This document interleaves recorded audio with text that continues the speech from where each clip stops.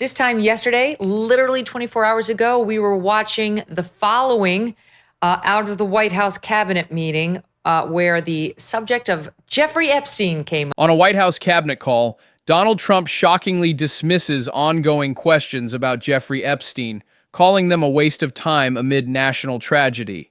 Meanwhile, right-wing voices and MAGA influencers explode with frustration over promises unkept, transparency denied, and victims ignored. This clash exposes deep divides within Trump's own base on a scandal still roiling the nation. Let's break this down together. And Donald Trump injected himself into the exchange, which was meant to be between the New York Post reporter and Pam Bondi, as follows. SOT 1. Your memo and release yesterday on Jeffrey Epstein, Yes. It left some lingering mysteries. One of the biggest ones is whether he ever worked for a American or foreign intelligence agency. So could you resolve whether or not he did? And also, could you say why there was a minute missing from the jailhouse tape? Are you still talking about Jeffrey Epstein? This guy's been talked about for years. You're asking, we have Texas, we have this, we have all of the things. And are people still talking about this guy, this creep? That is unbelievable. Trump's dismissal masks a desperate attempt to silence ongoing scrutiny into an unresolved, toxic scandal. Do you want to waste the time, and do you feel like answering? I don't mind answering. I mean, I can't believe you're asking a question on Epstein at a time like this where we're having some of the greatest success and also tragedy with what happened in Texas. It just seems like a desecration, but you go ahead. Okay. Trump himself promised full transparency on the Jeffrey Epstein case when he was running for president. This has been a big issue on the right. My friend Dan Bongino was one of the people who made it a big issue. So did Kash Patel, talking about it over and over and over again. It is just not real for Trump to pretend he's shocked this is still an issue. Nothing's been resolved. Nothing's been released. He promised transparency, as did his attorney general. And then they release a memo saying, you're not getting anything. It's over. Just trust us. And that was not real. Trump pretending he's shocked that people are still interested in it. Your take, Mark. Well, let me first talk about that soundbite and then the bigger issue. So I'm a student of Donald Trump and how he handles public appearances, as are you. And I don't have the world's most sensitive spidey sense, but I got some spidey sense. That he regularly says, I don't like that question, does it all the time, but that was with a purpose. Okay, so I don't see how anyone could look at that and not see an attempt by the president to intimidate the press from ever asking again about it. The president's clear hostility toward questions signals not closure, but control, shutting down media, probing this explosive topic. That's how I read it. Mm-hmm. What are the arguments against withholding? What are the arguments for transparency? MAGA really wants it. I keep a running list here of all the news organizations on the right and individuals who are demanding transparency still. It's a long list, and it includes many people who are typically automatically supportive of the president. So MAGA wants it. His base wants it. 2, it's the right thing to do for the victims and for public trust. 3, as you said, the president supported this on a regular basis. And 4, they said they were going to do it. So there's a credibility issue. So all those things would argue for disclosure, transparency, release. What's on the other side? I pause pregnantly. What's on the other side? What's on the other side is the suspicion that this is intended to protect rich and powerful men. So I think that this could go either way. The news cycle could move on. MAGA often will pick fights with Donald Trump and then move on. They're a resilient group. So this and the press corps, the dominant press corps, the so-called legacy media, they have for years, and they're continuing now, to be remarkably uninterested in what is both an important and interesting story, something the press corps normally covers. Okay, so I think it could go either way. This could disappear, and those who don't want further disclosure could have their way / get away with it, or those demanding justice and disclosure could get their way. I don't know which way it's going to go. But again, I'll go back to the first thing I said. That was a remarkable performance by the president. It was an obvious attempt to deflect and to set the messaging like we're not talking about Epstein anymore, period. Right. And I'm the head of MAGA, and that's what I say. But it's too late. That animal has already been created, and it's pretty ferocious. It's not going to be tamed just by one line from the president at a cabinet meeting. He helped create it. He helped inspire it. His top lieutenants helped create it. And we too have been watching the reaction amongst the most, faithful supporters of the president. We put together a budded soundbite. In this, you'll hear names you'll hear from names that you know. The only one who doesn't seem to be demanding more is our friend Ben Shapiro, but you'll hear almost a uniform tone from literally almost everyone else on the right. Take a listen.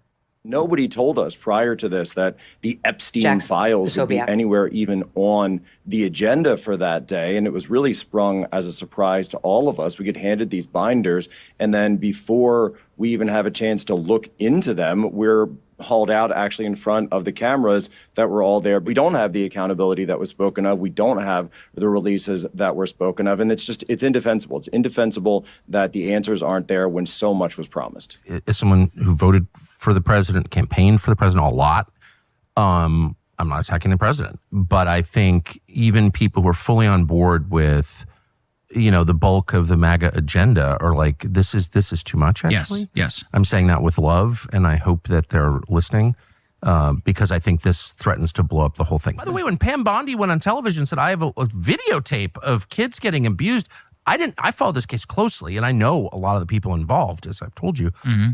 I had no idea. I didn't know that. Really? Thousands of children got raped? Yeah. Who raped them? Where are the rapists? Like, why aren't they in jail? This is the Department of Justice. Yes. That is so crazy. This is honestly one of the craziest things I've ever seen in my entire life. And I just think it's very dangerous to play around with this stuff. Can't the Department of Justice move to unseal things that were put under seal? Isn't that technically the way that this could potentially be brought to the public? Because I think we need mass disclosure. I think we need more information. At least for my under 30 crowd, I know my demo, they are volcanic over this whole thing.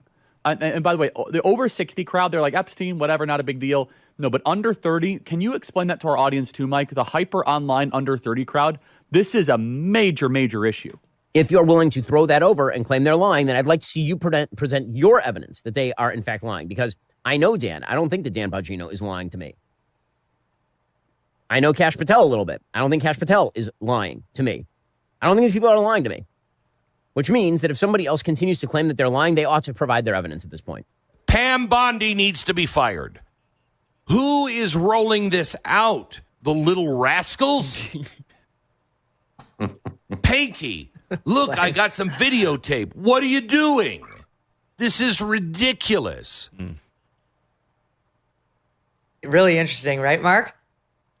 Yeah, every time I see Ben Shapiro, I think maybe I should adopt more of his voice for my show. I feel like he's onto something with that voice. As you and I have talked about, Charlie and Tucker are extremely influential with the administration. And when they say not just the morally right thing to do, but the demand of the base is more disclosure. And then, but Ben gives voice to the reality for some, which is Pam Bondi's taking a lot more heat than Kash Patel and Dan are, a lot more. And yet they're out there with more specificity saying, trust us, case closed. So I'll continue to watch to see how they handle this. The president endorsed them on True Social the other day, not specifically on this issue, but in general. Not her. But not her, although he was pretty friendly in the cabinet room. But he knew she was twisting by a string, and he did not send out a nice tweet about her. Now you didn't include Laura Loomer in your mashup. Could have. She is much derided, obviously, and there are people in the White House who don't like her influence, but she doesn't lose that often. She doesn't lose that often, and she's very hepped up about this. But I'll say again, there's a lot of she wants Bondi fired. Yeah, there are a lot of MAGA obsessions that aren't necessarily in the public interest or aren't rooted in truth, justice, and the American way. This is a real thing. Among a sea of conspiracy and distraction, even skeptical insiders acknowledge Epstein remains a genuine issue demanding accountability. And Tucker, I think, gave voice to it. Like forget the conspiracy theories. Just deal with the reality of how this man was treated by the criminal justice system, and how discouraging that was, not just to the victims, but to people who believe in justice and people who believe in the American system treating people fairly. Like, this requires extraordinarily detailed care and disclosure.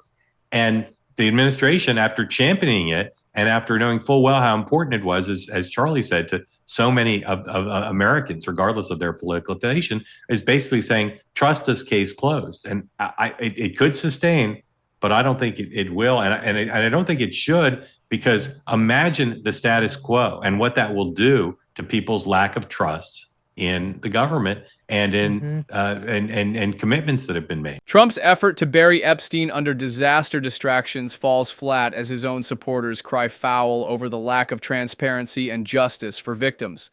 From public intimidation to promises broken, the unresolved Epstein files threaten to blow wide open, fracturing trust in government and shaking MAGA's base. This isn't going away quietly, and everyone involved will have to reckon with it. Drop your take below. Who is protecting whom and why?